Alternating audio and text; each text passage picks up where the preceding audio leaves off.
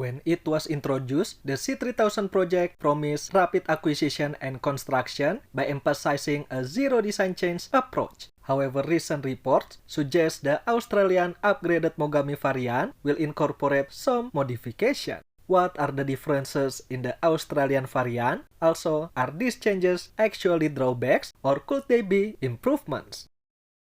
During the Indo-Pacific 2025 event, Mitsubishi Heavy Industries confirmed that there will be major differences between the improved Mogami class built for Australia and those built for Japan. These differences raise questions about the zero-change approach that Australian officials have repeatedly promoted as essential for saving time and money. It was emphasized as the only way to achieve a contract by 2026, with the first ship to be handed over by 2029. Naturally, this approach came as a surprise as it differs significantly from Australia's previous procurement practices and risks complicating logistics. At the same time, the Australian government and defense never clearly explained what zero change actually means for the C3000 requirement. Is it no change, minimum change, or what? However, it now seems apparent that Australia will change the existing Japanese configuration of the upgraded Mogami. And the reality is that a certain degree of change is almost impossible to avoid. This is largely due to the technical and organizational limitations involved in adopting a foreign specification for a complex system such as a warship.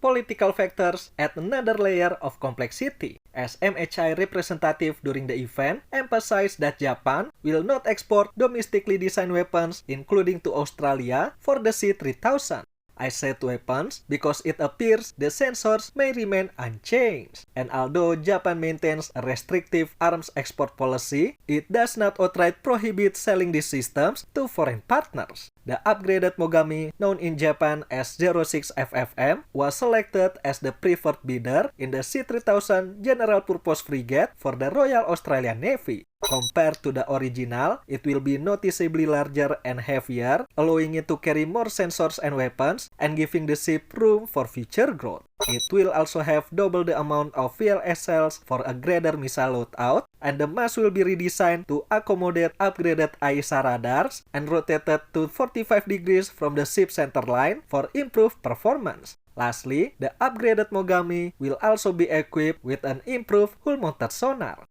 So, with all being said, what changed and what doesn't change in the Australian configuration? The major change is in the surface-to-surface capability. The Australian upgraded Mogami will be built to accommodate the NSM missiles, not the Type 17 missiles on the Japanese frigates. Australian warships already operate or are planned to operate the NSM, and Kongsberg is establishing an Australian production facility as well. This simplifies logistics and strengthens domestic industry participation.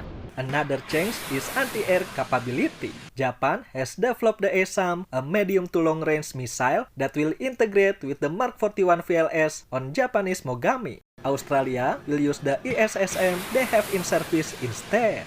From what I see, it's not a major change given the strike length Mark 41 inherent flexibility to accommodate a wide variety of missiles. And many Mark 41 operators have also developed their own missiles for integration with the VLS. So, this is nothing unusual.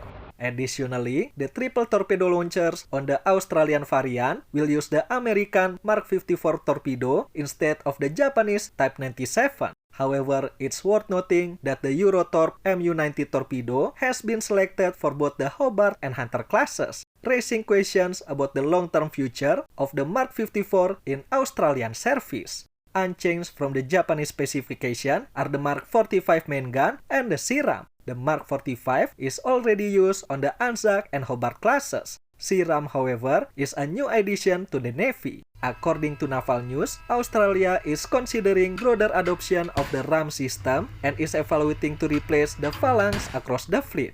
This move aims to counter increasingly complex airborne threats. So, the SIRAM fits well with the Navy's future capability plans. For the first three ships at least, the Australian configuration appears likely to retain the Japanese sensor suite, including the OPY-2 AESA radar, OWQ-25 variable depth sonar, OWQ-11 mine hunting sonar, and OYQ-1 CMS. While the C3000 program was initially promoted under a zero-change approach, it was unlikely that Australia could adopt a foreign warship design without some degree of modification. In practice, even small adjustments are unavoidable, whether due to differences in safety standards, combat systems, industry requirements, or interoperability with allies. It is good if the Navy can stay true to this path, but it needs to be flexible. Just as Rear Admiral Hughes, head of Navy capability, said, the Navy is still fundamentally staying with the no-change philosophy, but is leveraging off what the Japanese want to do as a parent Navy and what is compatible with Australia. It's about finding the right mix of capability that actually allows the no-change not to be a problem anymore. Are these changes actually bad? Not really. Having the NSM would greatly benefit Australia as it supports Australian supply chains and aligns with long-term sovereign capability goals. The key question is whether these changes will affect cost and schedule. So far, none of the announced modifications appear to fundamentally alter the ship's architecture.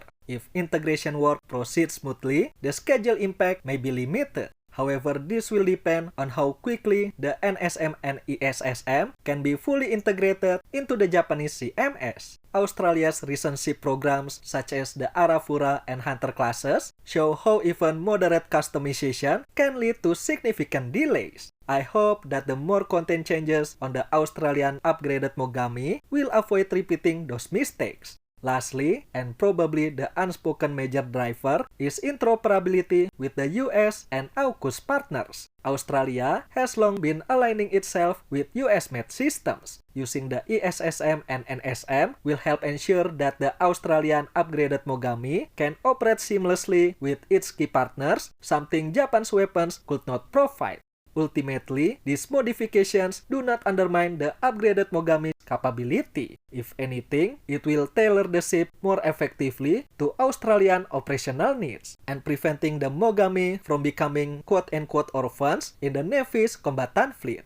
And to summarize, these are the differences between the Australian and Japanese upgraded Mogami. For surface-to-surface, Australia will use the NSM missile instead of the Type 17. For anti-air, they will use quad-pack ESSM on the Mark 41 instead of the ASAM. While for the torpedo, they will use the Mark 54 instead of the Type 97.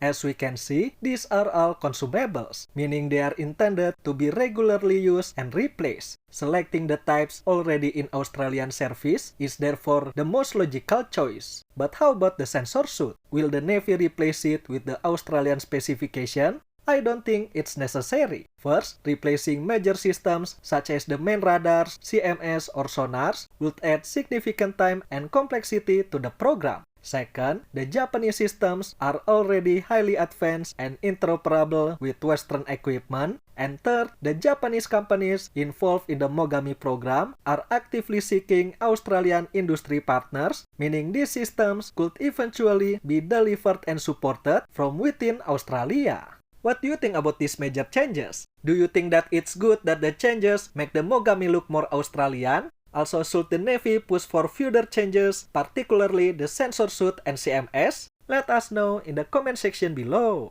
Thank you for watching everyone. I'll see you in the next one.